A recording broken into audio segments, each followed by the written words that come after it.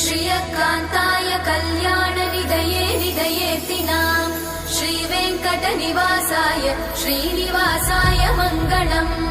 लक्ष्मी सविभ्रमालोकसुभ्रूविभ्रमचक्षुषे चक्षुषे सर्वलोकानां वेङ्कटेशाय मङ्गलम्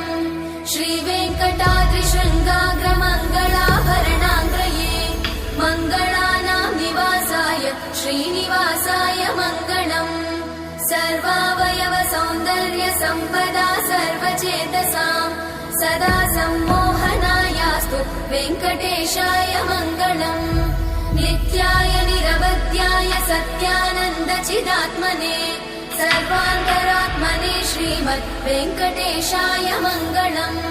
स्वतः सर्वविदे सर्वशक्तये सर्वशेषिने सुलभाय सुशीलाय वेङ्कटेशाय